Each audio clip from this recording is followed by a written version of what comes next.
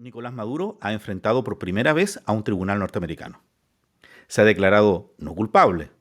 Su defensa tratará de demostrar que los tribunales norteamericanos no tienen competencia para juzgarlo, ni menos para haberlo sacado del país. Dirán que era ilegal. La Fiscalía norteamericana argumentará que hay un precedente, el caso Noriega de Panamá. Pero nadie recuerda que el primer caso no fue ese, sino uno que involucró al Perú.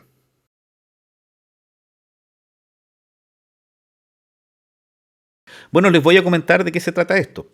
Estuve haciendo una pequeña investigación para ver qué se había dicho en el caso del dictador Noriega del Panamá. Y efectivamente se citaron varios casos anteriores, pero me llamó la atención que cuando uno sigue la línea del tiempo, el más antiguo sucedió en el Perú, o se vio involucrado el Perú. Miren, veamos un poquito esta pequeña infografía que nos va a tratar de ilustrar y que pudimos hacer gracias a Notebook LM. Bueno, lo que pasa es que el principio es que si una persona es mal capturada, es decir, es arrestada o detenida sin un procedimiento legal, por decirlo así, eso no va a influir en que tenga un buen juicio o que sea bien juzgado. Esta doctrina se llama Kerr-Frisbee y es un principio legal en Estados Unidos. ¿Y qué pasa con esa doctrina? Es un precedente legal que valida un juicio sin importar si el acusado fue secuestrado. Eso es lo relevante. Es decir, que esa doctrina dice que si fue secuestrado un acusado, sí puede ser bien juzgado. ¿Y cómo surge esto? Esto surge de un análisis que se hizo de un caso que fue de 1886, el caso Kerr, donde un fugitivo de Estados Unidos fue secuestrado en el Perú y llevado a Estados Unidos y la Corte Suprema de ese país lo validó.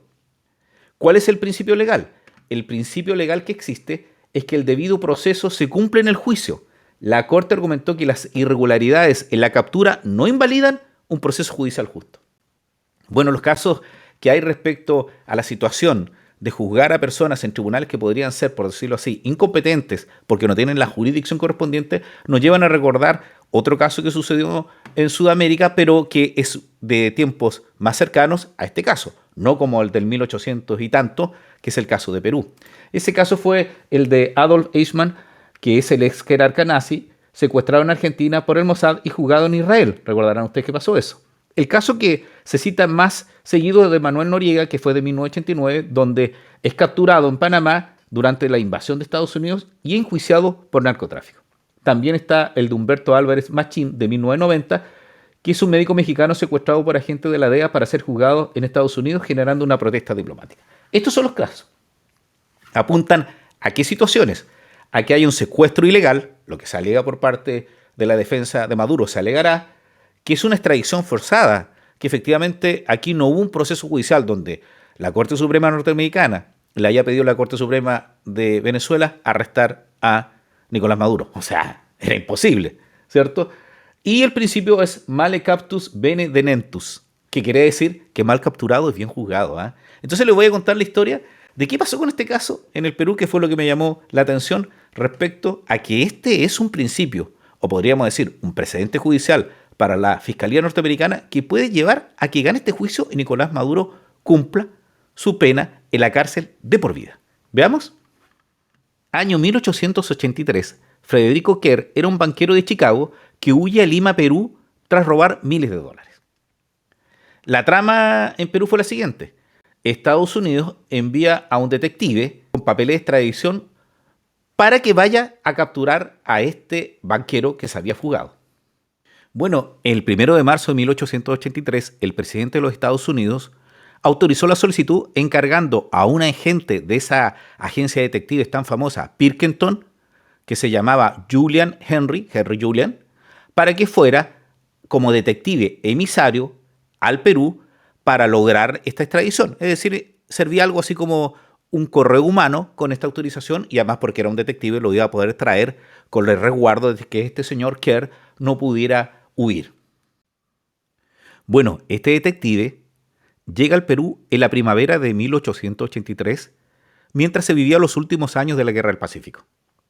Por lo tanto, cuando llega a Lima, no encuentra al gobierno, que se encontraba en Arequipa, en el interior, y no había un tratado con Chile, y por lo tanto tampoco estaba en territorio chileno en ese instante. ¿Qué decidió, por lo tanto, este emisario? este detective de Pinkerton, que era Henry Julian, decidió secuestrar a Kerr. Es decir, que lo buscó, lo capturó y lo trajo de regreso a Estados Unidos. Bueno, la ruta lógica era hacer escala en Honolulu, en Hawái, y fue en un buque que se llama Essex. Ahí, como lo ven, lo traían esposado y este detective lo llevaba para ser enjuiciado en Estados Unidos. Acuérdense que no lo trajo en un proceso de extradición, sino que lo secuestró, como pasa ahora con Maduro, según lo que va a alegar él. Desde Hawái llegan a San Francisco, ¿cierto? Que era el puerto principal en el Pacífico, y lo va a entregar al tribunal para que se inicie el proceso. Bueno, la defensa de Kerr va a alegar lo mismo que alegó Noriega en su momento y lo que supuestamente hará la defensa de Nicolás Maduro. Decir que efectivamente se han vulnerado dos principios. El primero de ellos tiene que ver con el hecho de que no hubo un debido proceso, ya que su arresto fue en Lima y fue entregado a las autoridades en forma ilegal en el condado de Cook, que era en Estados Unidos. Y que efectivamente no se le permitió conversar con ninguna persona, ni menos de tener asistencia legal. Un abogado, cuando fue capturado, en este caso sería en Venezuela, y trasladado a Estados Unidos.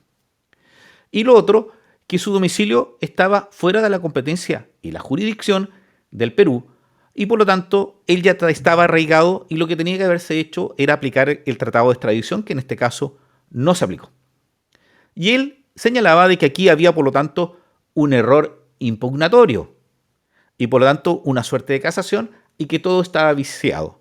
Por lo tanto, se fue a la Corte Suprema quien dio el golpe de tal forma que validó este secuestro para llevarlo a un tribunal norteamericano. Bueno, ¿cuál fue el argumento que usó la Corte Suprema para decir que efectivamente se podía secuestrar, en este caso a un ciudadano norteamericano o a cualquier persona que estuviera en otro país pero hubiera sido condenada por un juzgado de Estados Unidos?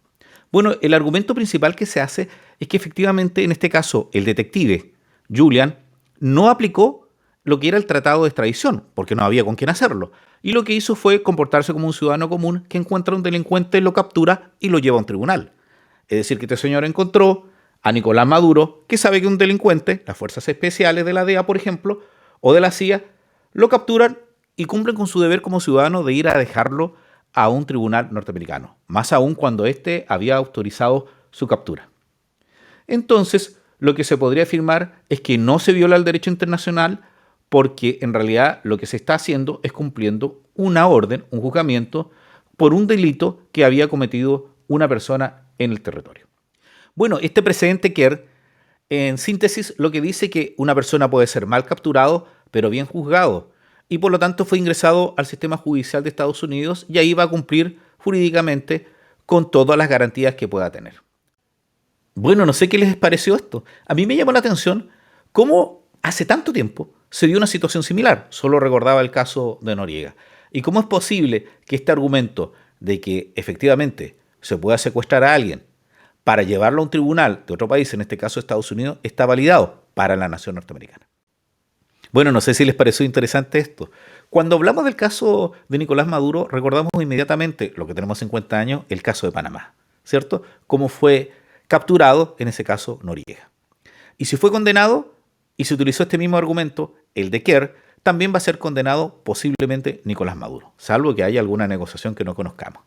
Bueno, y les quiero dar el dato donde obtuve el detalle de esta historia, y en realidad el detalle científico de un abogado que hizo este estudio y que es de la Pontificia Universidad Católica del Perú. Se los comparto. Se llama Una aproximación a la doctrina Kerr-Frisbee debido proceso versus largo brazo de la justicia. Es de César Lincoln Candela Sánchez. Les voy a dejar el link para que lo puedan ver. Y realmente es un documento muy interesante que toca este tema y que salía en la revista Just et Veritas. Así que lo pueden analizar los colegas que quieran conocer un poquito más sobre este caso o si están interesados en poder tener más antecedentes para poder entender después el proceso que va a vivir Nicolás Maduro, el dictador que ha sido capturado según la fiscalía o secuestrado según la defensa y llevado a un tribunal norteamericano. Bueno, espero que les haya gustado mi reacción. Soy Edgardo Lovera, que tenga unas buenas tardes, un buen día o una buena noche. Y no se olviden comentar. Que estén bien.